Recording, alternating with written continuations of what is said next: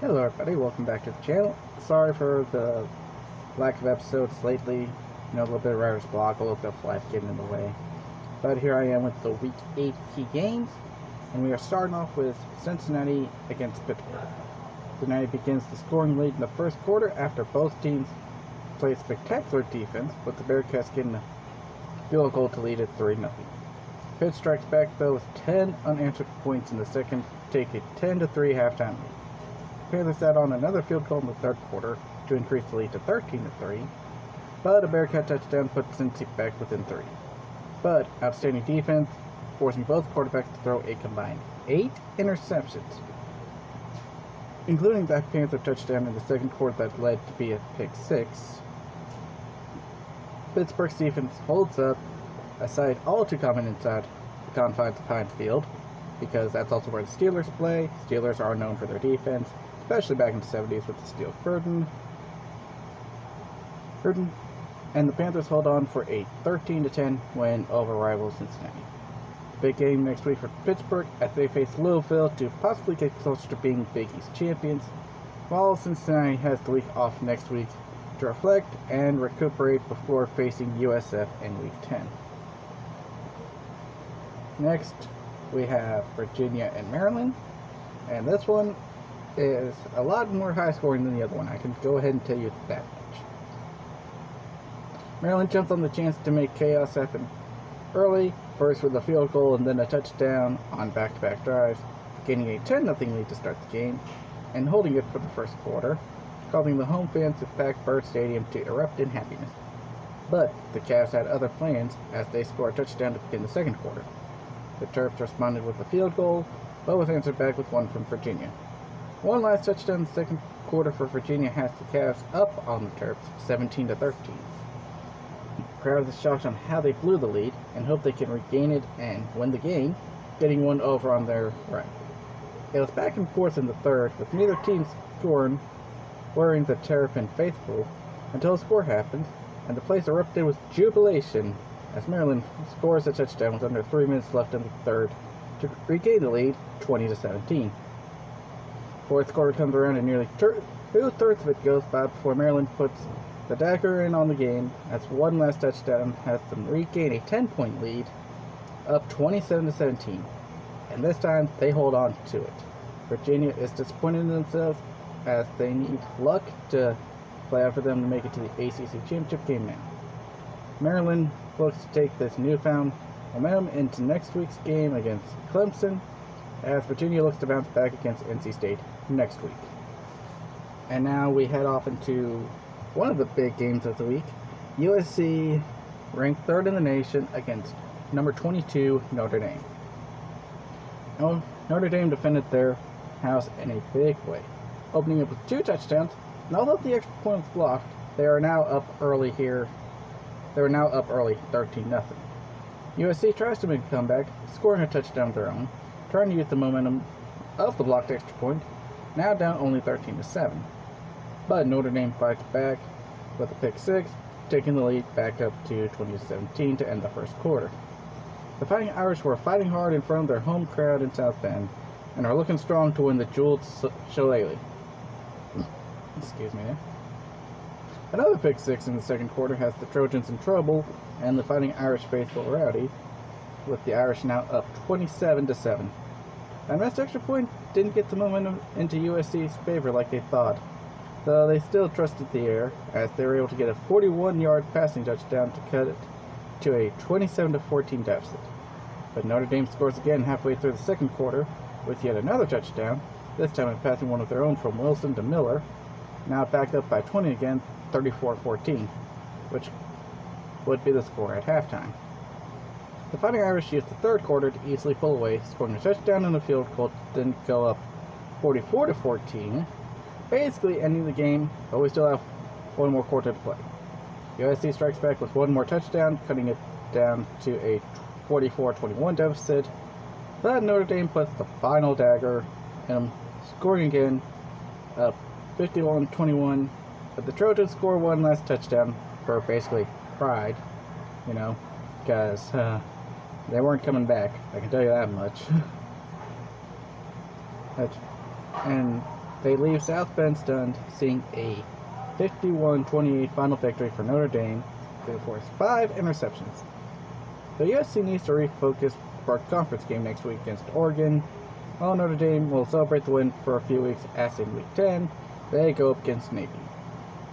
Then next is the other ranked matchup I have on here of Cal, who is ranked 15th in the nation, against UCLA, who's ranked 14th in the nation.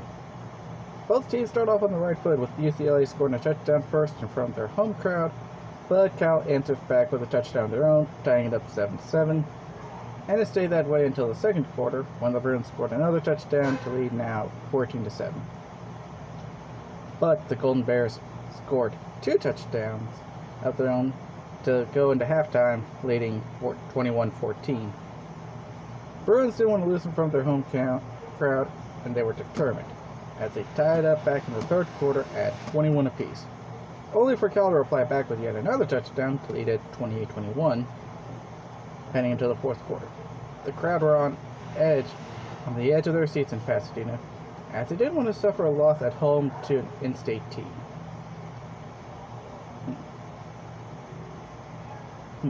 Irons, the UCLA quarterback, strikes for yet another touchdown to tie the game up 28-28. All the Bruins need to do is now either hold on to the tie or overtime and try their luck there, or try to win it outright here. And it was all going well for the overtime plan, but with 44 seconds left, Cal and their kicker Johnson kicked a 22-yard field goal and made the lead now 31-28, and held on just long enough to stun the Bruins at home. A real heartbreaker for UCLA, as now they need to turn their attention to Washington State, who might take a chance on a team that's down on their luck. Meanwhile, for Cal, they get to step one step closer to maybe winning the Pac-10, and next week it's time for a game against Arizona State. Now, it's time for the normal 5th ranked game, but this is going to be the last one for the time being, and you'll find out why. Between Northern Illinois and number 5 Wisconsin. And this game was all Badgers all the way.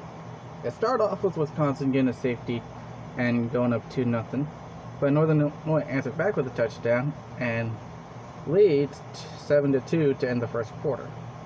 But Wisconsin takes control in the second and doesn't let go. 2 touchdowns, an extra point, and a 2-point conversion. And they go up 17-7, but the Huskies try to keep it entertaining, scoring a touchdown themselves, now only down 17-14.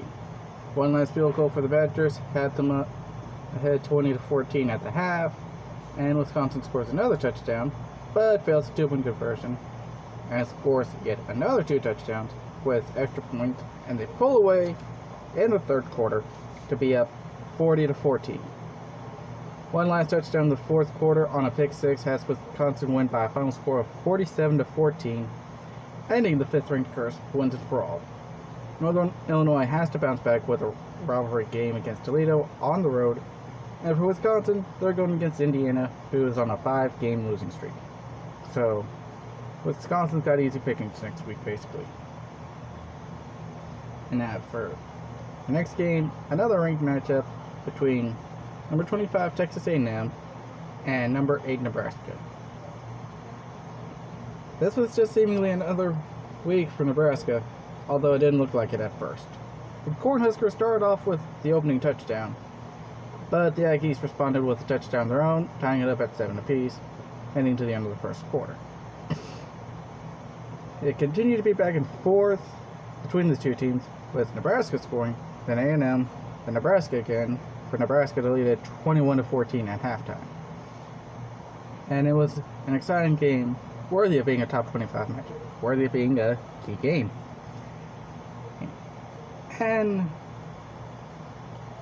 third quarter off started off the same as the first, with Nebraska scoring, then followed by A&M. And Bowser scored in the third quarter with the Huskers up on the Aggies 28-21.